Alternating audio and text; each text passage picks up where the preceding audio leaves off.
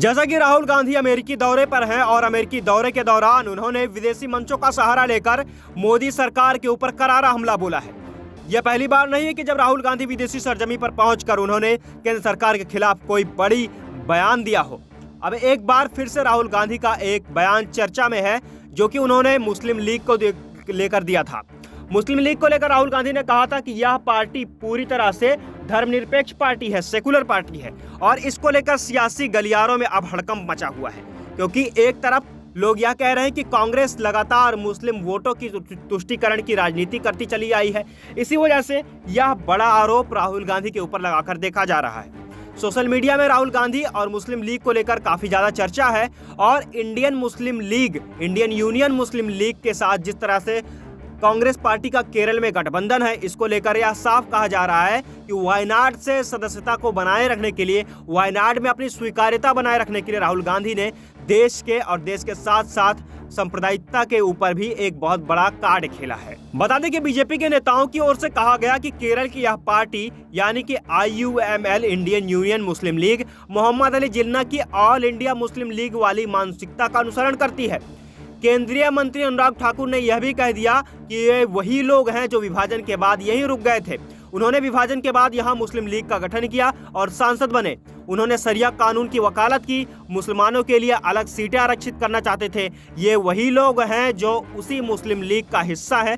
यह राहुल गांधी की कांग्रेस है जिसे हिंदू आतंकवाद दिखता है, लेकिन उसे नहीं लगता कि मुस्लिम लीग धर्मनिरपेक्ष है। बता दें कि राहुल गांधी ने जिस तरह से मुस्लिम ब्रदरहुड की बात की थी, मुस्लिम भाईचारे की बात की थी, और कहा था कि उनका जो दल है जिसके साथ उन्होंने केरल में गठबंधन किया है, यानी कि इंडियन यूनियन मुस्लिम लीग, वह पूरी तरह से धार्मिक रूप से सेकुलर है।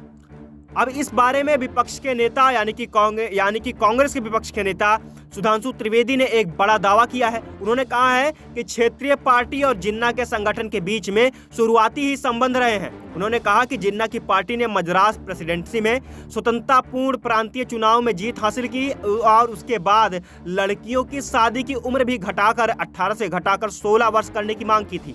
हालांकि क्षेत्रीय नेताओं और क्षेत्रीय अन्य दलों के विरोध के बाद उन्हें अपना फैसला लेने पर मजबूर होना पड़ा था।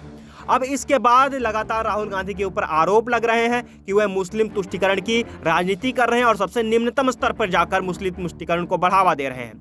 हालांकि इन सभी आरोपों का बचाव करते हुए कांग्रेस की तरफ से लगातार दलीलें दी जा रही हैं। पवन खेड़ा ने हाल ही में एक ट्वीट जारी करके अपने तमाम सवालों का, तमाम गतिविधियों का और राहुल गांधी के ऊपर लगे तमाम आरोपों के ऊपर स्पष्टीकरण दिया है, और साथ ही बीजेपी को भी एक कड़ा संदेश दिया है कि वह इस तरह से करके भारतीय राजनीति में एक अलग माहौल पैदा करना चाह रही है, जो कि परंपरागत राजनीति के बिल्कुल खिलाफ होगा और वैमनस्यता बढ़ाने वाला होगा। अब ध्यान से सुनिए पवन खेड़ा का यह ट्विटर वीडियो, जो कि उन्होंने कांग्रेस के पार्टी के ट्विटर हैंडल से दिया था।